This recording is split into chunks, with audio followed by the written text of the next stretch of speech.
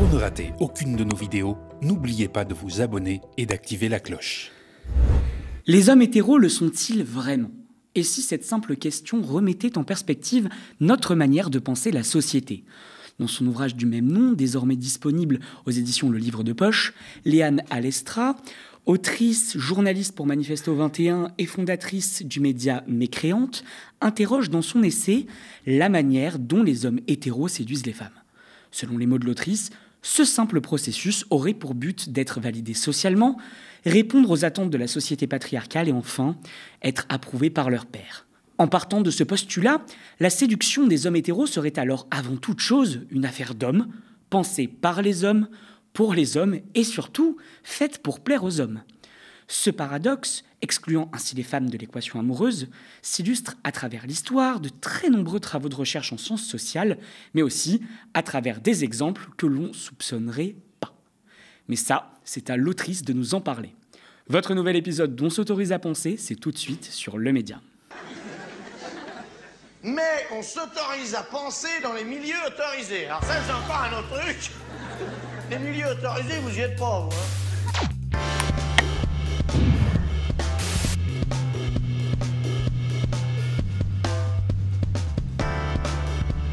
Léane Alestra, bonjour. Bonjour, merci pour l'invitation. Merci d'être là aujourd'hui, c'est vraiment génial que vous soyez sur notre plateau et je suis ravi de vous accueillir pour que vous puissiez nous parler de votre ouvrage. Tout d'abord, simple question, est-ce que vous pouvez nous parler de ce qui vous a poussé à écrire ce livre ? Alors, moi, j'ai déjà fait un ouvrage collectif qui s'appelait Nos amours radicales. Et quand on a fait la promotion de ce livre, on s'est rendu compte qu'on avait beaucoup de femmes qui venaient nous voir pour nous demander comment faire pour que mon partenaire de vie s'intéresse au féminisme et aussi à notre relation avec une perspective féministe ou au moins une perspective qui se rapproche de la leur. Et en fait, je me suis dit, mais en fait, la question doit être plutôt inversée. C'est pourquoi est-ce qu'ils ne s'y intéressent pas alors qu'ils s'identifient comme hétéros et donc qui sont en relation amoureuse avec des femmes, donc ça devrait potentiellement les intéresser autant que les femmes. Or, ce n'était pas le cas, donc j'ai cherché à comprendre pourquoi. Très bien. Vous évoquez très tôt dans l'ouvrage, je pense que c'est fondateur dans votre carrière d'autrice, dans ce qui vous a poussé peut-être à écrire, un trauma auquel vous avez dû faire face à l'âge de 15 ans. Est-ce que vous voulez bien nous en parler pour qu'on puisse comprendre le contexte autour de ça ? Je ne sais pas si je dirais que c'est un trauma, mais en tout cas, c'était une expérience marquante. C'était le fait qu'en fait, ma première relation sexuelle avec un homme, je me suis rendu compte que c'était plutôt une affaire de performance pour lui, jeune adolescent, de montrer à ses pairs qu'il, lui aussi, pouvait accéder à ce statut de jeune garçon qui n'est plus puceau, tout simplement, et qu'en fait, c'était ça qui motivait son désir, qui était supérieur à son désir sexuel même, et qui conduisait, en fait, la façon dont il avait d'entreprendre cet acte sexuel, mais aussi la relation qu'il avait vis-à-vis de moi, mais surtout la relation qu'il avait vis-à-vis de ses pairs. Vous en parlez du coup et vous le dites, en quelque sorte, vous étiez un trophée pour lui, c'est ce qu'on pourrait dire ça comme ça, et surtout, comment vous l'avez vécu sur le coup ? Je sais que vous en parlez quand même aussi un peu dans l'ouvrage, et est-ce que vous diriez que c'est vraiment cet événement-là qui vous a poussé à écrire peut-être juste après et tout au long de votre vie ? Ah non, c'est pas du tout cet événement-là. D'accord. Moi, sur le coup, j'ai explosé de rire parce qu'en fait, je trouvais ça tellement absurde comme situation et je trouvais que c'était vraiment quelque chose de théâtral et d'extrêmement parodique puisqu'en fait, juste après le rapport, il a couru dans les bras de son meilleur ami et il a vraiment exulté. Et en fait, moi, ça m'a plutôt interrogée et je me suis dit, mais qu'est-ce qui fait que ça a autant d'importance pour lui parce que ça n'en avait pas pour moi et pourquoi est-ce que c'est si important ? Donc, c'est plutôt le rapport des adolescents entre eux qui se croise aussi avec la question de l'homophobie parce qu'il y avait aussi une homophobie extrêmement structurante dans les rapports masculins, surtout des jeunes qui se constituent autour d'une bande. Et ça m'a plutôt interrogée sur comment en fait, les jeunes adolescents créent leur identité masculine et sur quel paradoxe, parce qu'on va le voir, c'est une identité qui est vraiment paradoxale. Très bien, mais merci beaucoup en tout cas pour ces précisions. J'aimerais qu'on parle tout de suite du livre à proprement parler. Le premier chapitre de votre livre, c'est assez explicite, il s'appelle « Les potes avant les putes ». Et très tôt dans l'ouvrage, vous nous faites comprendre, en fait, c'est ce que vous disiez un peu, les logiques sexistes autour de l'entre-soi masculin. Et je vous cite, pour reprendre un de vos chapitres, « L'art de plaire à la meute ». Alors, comment elle fonctionne, cette logique ? Comment elle participe à l'exclusion des femmes, alors qu'en fait, elles sont elles-mêmes concernées par les relations en question ? Comment ça fonctionne, tout ça, tout simplement ? Alors en fait déjà il faut remonter un petit peu à l'enfance et à la socialisation primaire et secondaire des garçons à qui pour créer une identité de petit garçon on va leur apprendre à se distancier du féminin. Donc dire je ne suis pas une fillette et je ne suis pas une tapette, ça fait partie carrément en fait de la socialisation masculine en Occident aujourd'hui. Sauf qu'en fait le problème c'est qu'à l'adolescence on va leur demander de continuer à socialiser entre hommes, à créer du réseau, du contact par le foot par exemple, mais par plein d'autres aspects. Et donc à la fois on va leur demander de continuer à rechercher cette proximité masculine et à valoriser des codes traditionnellement masculins, mais en même temps là pour devenir non plus petit garçon mais homme, on va aussi leur demander de se mettre à désirer ce qu'ils ont appris à mépriser. Et là c'est compliqué parce que quand on s'est construit en tant que petit garçon en méprisant ce qui se rapporte au féminin et qu'ensuite on nous demande de désirer ce qu'on a appris à mépriser, forcément il y a un paradoxe qui se crée et de ce paradoxe peut naître une tension puisqu'on le voit, on demande aux petits garçons d'être à la fois, pour caricaturer, sexiste, homophobe, amant des femmes et traîner entre hommes. Ça fait quand même vraiment une identité qui est antinomique à tous les niveaux et qui du coup crée une tension qui peut, selon moi, quand elle est trop forte, exploser en violence notamment. Je ne dis pas que c'est la raison principale de la violence, mais ça peut conduire à en devenir une.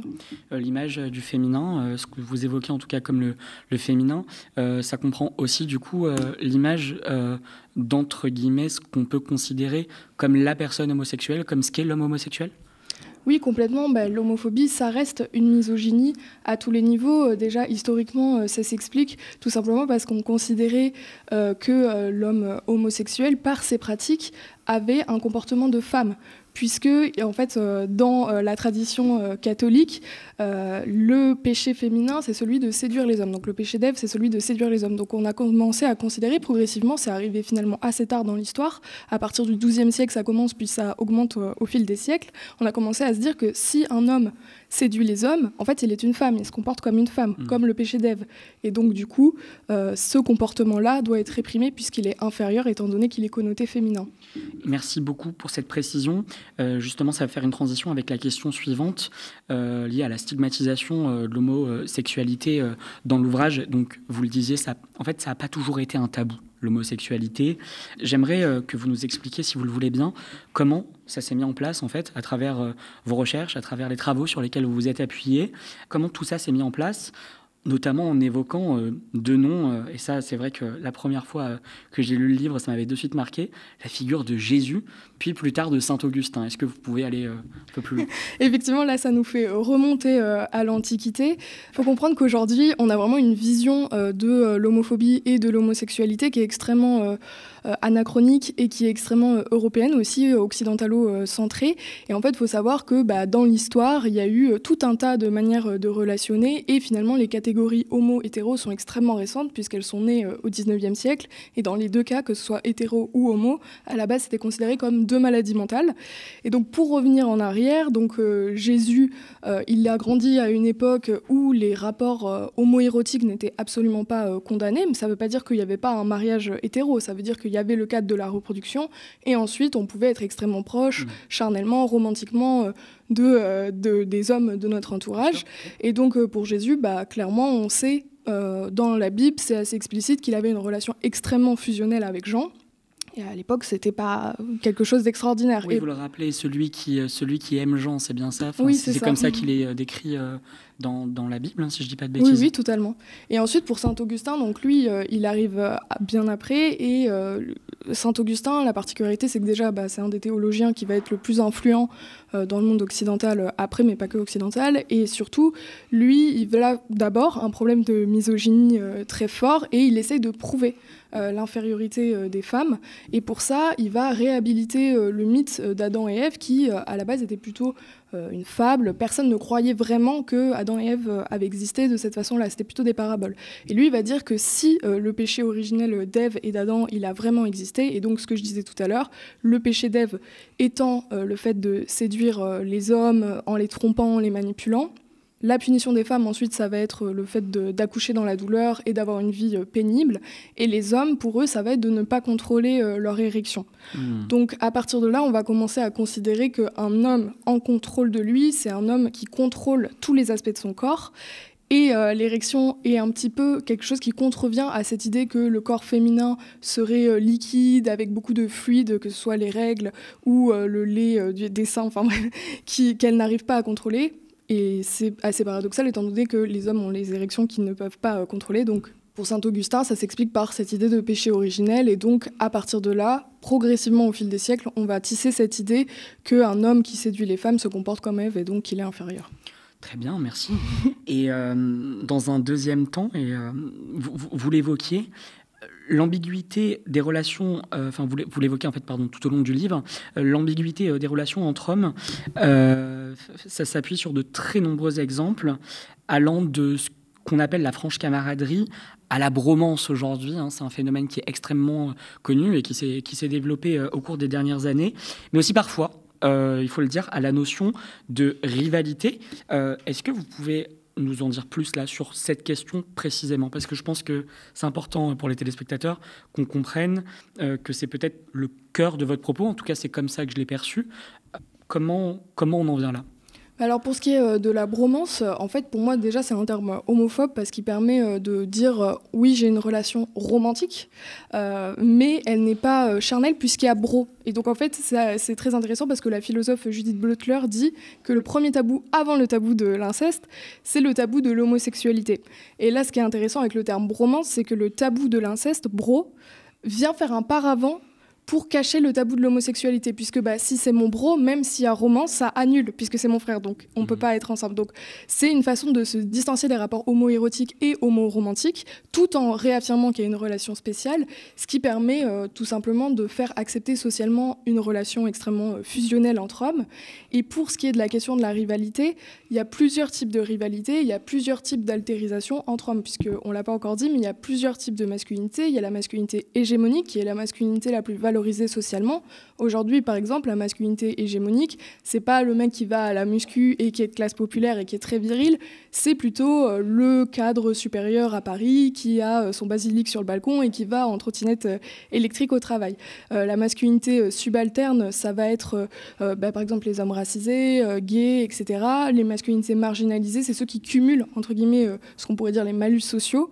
Et donc déjà, il y a une compétition interne entre hommes pour accéder à l'hégémonie, donc pour accéder à la masculinité la plus valorisée. Donc à l'intérieur même du groupe de la masculinité hégémonique, on va avoir par exemple, je sais pas, l'archétype du jeune cadre dynamique qui va concurrencer l'archétype du jeune entrepreneur plutôt de ruralité, et il va y avoir une compétition interne pour accéder au statut hégémonique. Et entre hommes, cette fois, il va y avoir aussi une compétition, même en tant qu'amis, il peut y avoir une compétition justement parce qu'on est dans une société où il y a une hiérarchisation constante des rapports entre humains et de compétition constante, notamment avec le néolibéralisme.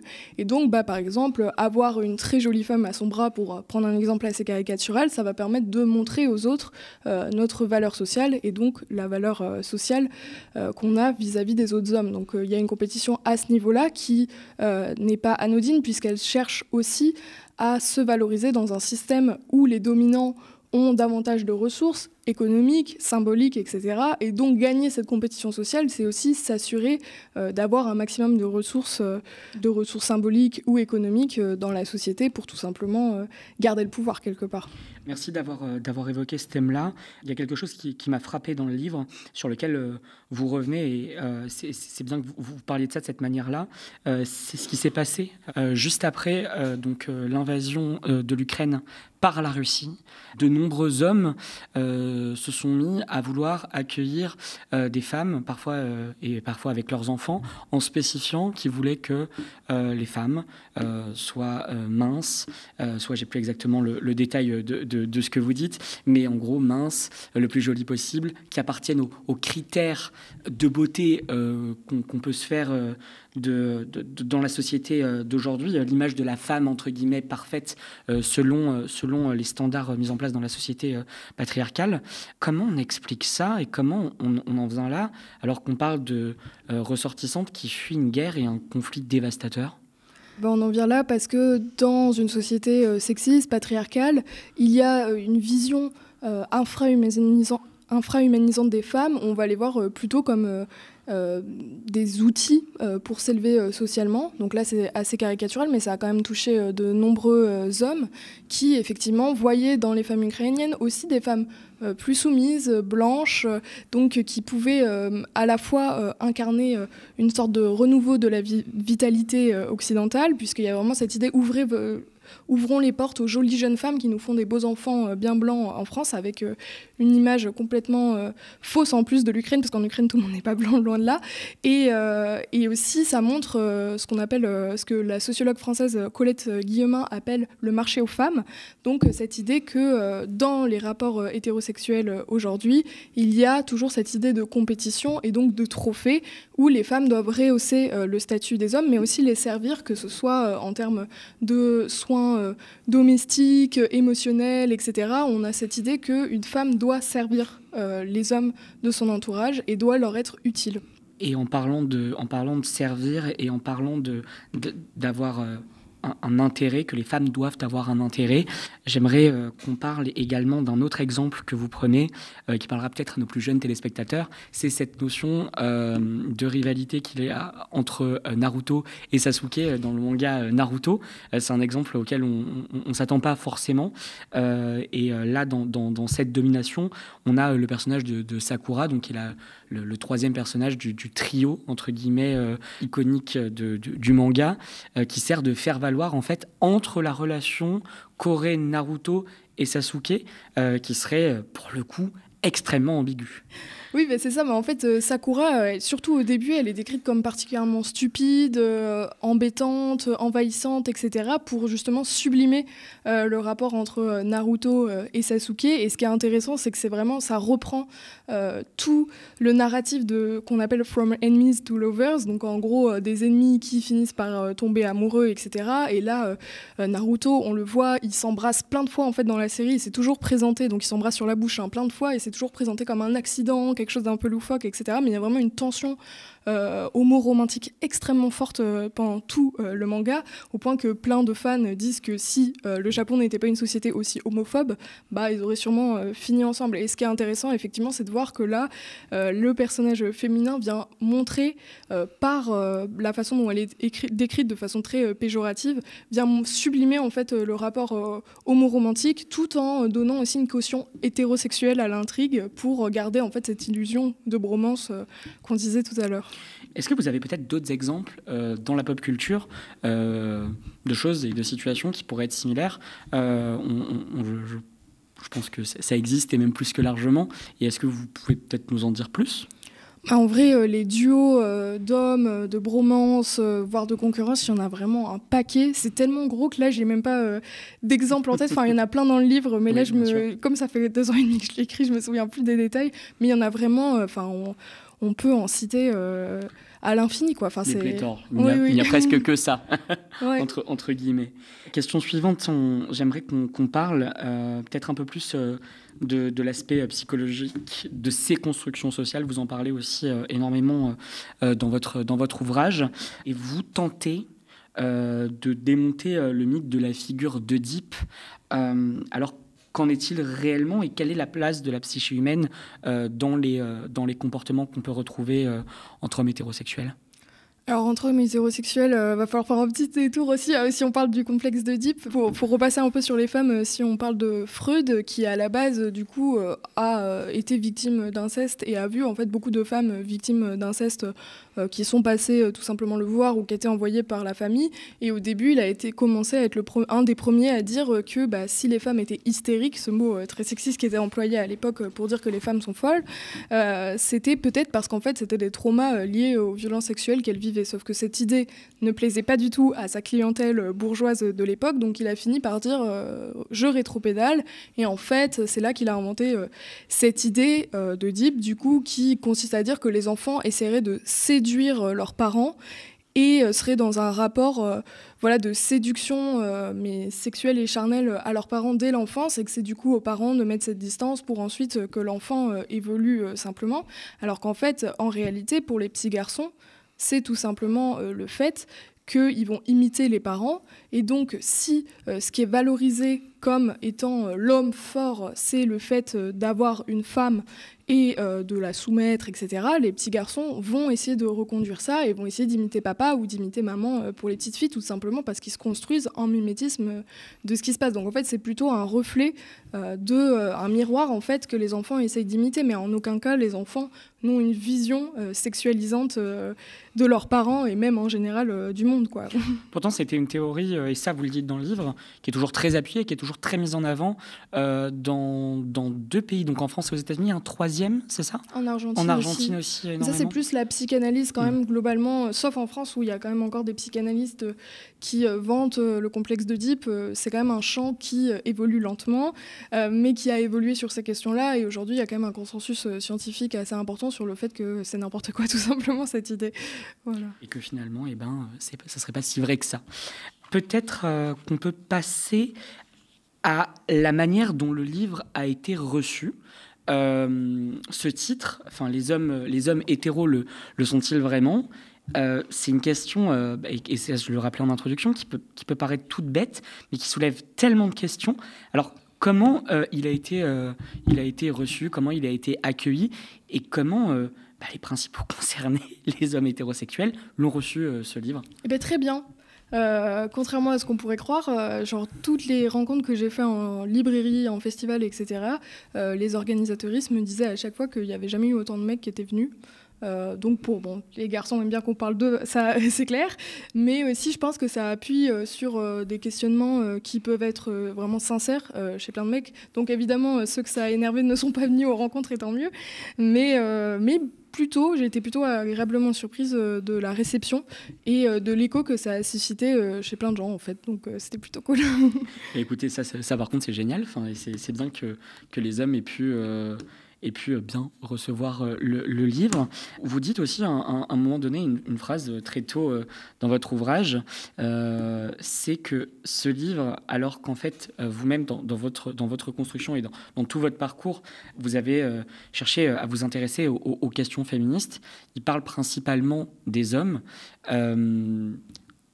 Est-ce que c'est pas complexe d'avoir cette dualité entre guillemets dans l'écriture par rapport à ce parcours-là et en fait dédier entièrement un livre aux hommes alors qu'ils sont peut-être parfois au cœur du problème, en tout cas dans certains types de relations? Moi, j'ai fait des études de genre et en fait, quand on fait des études de genre, on se rend compte que pendant très longtemps, les femmes ont été marginalisées du savoir et de la fac notamment. Et en fait, quand elles sont arrivées, elles ont déjà passé beaucoup de temps à déconstruire du savoir qui avait été fait sur les femmes à leur place. Et donc finalement, il y a eu peu de temps pour penser en miroir ce qu'on appelle les masculinity studies, donc le fait d'étudier le groupe social masculin en tant que groupe social. Et justement, je trouve que c'est intéressant, particulièrement vu que ça parle aussi un peu de psychanalyse et tout, en tant que lesbienne, du coup, d'avoir grandi avec des psychanalystes comme Freud, qui ont écrit tout un tas de choses sur ma sexualité supposée, etc., de renverser le geste, de dire nous aussi, nous pouvons avoir un regard critique, scientifique, sur la construction sociale masculine, parce qu'en fait le problème c'est que si on ne parle que des autres groupes sociaux, ça participe à naturaliser le groupe social masculin, à avoir l'impression que eux c'est un état de fait, il n'y a rien à en dire, c'est pas une construction sociale, alors que c'en est une. Que ça ne serait qu'en fait qu'il y aurait l'homme hétérosexuel, la condition de base, et puis tout le reste, quoi, entre guillemets, c'est ça ? Oui, c'est ça, exactement. Si on peut le synthétiser de cette manière-là. Alors finalement, Léane Alestra, avec tout ce que nous avons appris grâce à votre travail et grâce à l'ouvrage, est-ce que vous venez de nous dire aussi, les hommes hétéros le sont-ils vraiment, oui ou non ? Alors ça dépend de la définition qu'on en a, à la fois de homme et d'hétéro, mais globalement moi je réponds plutôt que non, étant donné que justement tout l'ouvrage cherche à montrer que c'est une identité extrêmement contradictoire, puisque pour être un homme, un vrai, il faut mépriser tout ce qui est féminin, et pour être hétéro, on doit justement être dans une attention, un amour de l'autre. Donc les deux sont incompatibles. Donc c'est soit on est un homme, soit on est hétéro. Et dans ce cas-là, on ne peut pas être les deux, quoi. Alors que pour les femmes, c'est assez différent parce qu'elles, on va les éduquer à admirer les hommes outre mesure, à s'identifier à eux. Et donc finalement, la façon dont on oriente leurs désirs est moins contradictoire que les hommes, où vraiment il y a une identité qui est complètement antinomique à tous les niveaux. Et ce qui fait aussi que il y a, on pourrait dire, de la masculinité fragile, mais parce qu'elle est fragile dans sa construction même, en fait, dans son cœur de ce qu'elle implique. Écoutez, je pense que vous avez parfaitement répondu à la question. Merci beaucoup. J'aimerais peut-être qu'on revienne également sur un phénomène que vous abordez pas forcément dans le livre, mais je pense que vous allez pouvoir nous éclairer un peu plus sur la question. C'est sur un hashtag et je trouve qu'il est très révélateur de ce que vous cherchez à démontrer dans votre travail. C'est le hashtag NoHomo. Je ne sais pas si vous en avez entendu parler. Je pense que oui, je suppose. Est-ce que ce hashtag-là, il résume pas finalement l'ensemble de ce qui se passe dans la tête de beaucoup d'hommes hétérosexuels qui se diraient on fait quelque chose qui peut paraître gay, qui peut paraître entre guillemets un comportement homosexuel, donc on est obligé, on se sent de faire des compliments, mais on précise toujours no homo, hashtag je ne suis pas homosexuel pour la traduction plus complète, voilà, entre guillemets. Est-ce que ça fait partie finalement de tout ce spectre-là, de ce que vous cherchez à démontrer aussi ? Mais complètement, surtout que ça montre qu'ils y pensent, enfin que c'est le premier truc auquel ils pensent. Donc c'est assez intéressant de voir que ce spectre-là de l'homophobie continue d'être tout le temps là en fil de route et qu'il faut réaffirmer son hétérosexualité, même de façon ironique et un peu décalée, parce que c'est quand même assez paradoxal d'avoir besoin de préciser nos homos à chaque fois. Et donc c'est à la fois un processus de distinction bien sûr, mais ça montre aussi encore une fois toute la fragilité et la tension de l'identité de homme hétéro, avec ce besoin de réaffirmer constamment, alors que normalement, si c'est assez solide, il n'y a pas besoin d'en faire des tonnes et de réajuster comme ça. Ce hashtag no homo, finalement, montre à lui seul toute la tension de l'identité masculine, et je le trouve assez révélant à ce niveau-là. Oui, finalement, cette forme de fragilité, entre guillemets. Léana Lestra, pour conclure cet entretien, parce que j'ai écouté un peu d'autres émissions où vous parliez, vous allez travailler sur d'autres thématiques et vous êtes en train d'écrire un autre livre, c'est bien cela ? Qui portera sur la thématique du fémo-nationalisme. Vous pouvez nous en dire un peu plus sur cette thématique-là ? Oui, ça va faire un peu le pont entre les deux livres, je pense. Ce qui est assez intéressant, c'est, je le disais au début de l'émission, la vision qu'on a de l'hétérosexualité et de l'homosexualité est extrêmement anachronique et extrêmement occidentale. Il faut savoir qu'aujourd'hui, on a colonisé depuis le 19e siècle quasiment la totalité du globe et on a importé nos propres catégories de genre dans les pays qu'on a colonisés. Donc, c'est-à-dire, on a dit, aux colonisés, il y a hétéro, homo, femme, homme. Et on a aussi nous-mêmes constitué ces catégories pour montrer qu'on était supérieur aux autres, puisque nous, on avait des limites très claires sur les identités acceptables ou pas. Et donc, ce qui est intéressant, c'est qu'on a importé l'homophobie et le sexisme. Ça ne veut pas dire que ça n'existait pas ailleurs, ça veut juste dire qu'on l'a standardisé partout et qu'on en a fait quelque chose de global. Et ce qui est intéressant, c'est qu'aujourd'hui, on va dire, nous sommes encore une civilisation supérieure, parce que nous, on accepte les gays et on est plutôt ouvert. En fait, il y a eu un total retournement du discours qui, du coup, une fois qu'on a dit à ces peuples-là, vous n'avez pas le droit d'être comme ça parce que c'est arriéré, aujourd'hui, on revient les voir et on dit, en fait, l'homophobie, c'est arriéré. Donc, il y a eu tout ce retournement historique qui m'a vraiment intéressée.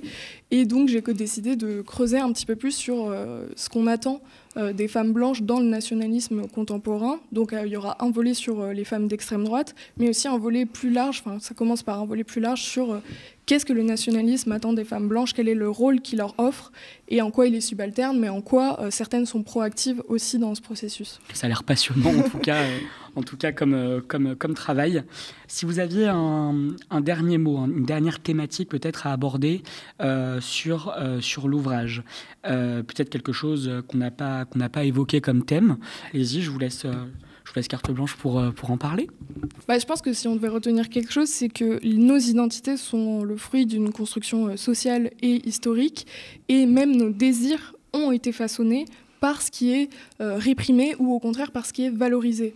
Et donc c'est intéressant de s'intéresser précisément aux désirs des gens parce qu'ils disent quelque chose de notre histoire, de ce qu'on considère comme supérieur ou non. Et en fait, ils structurent vraiment les rapports sociaux et ils en sont assez révélants.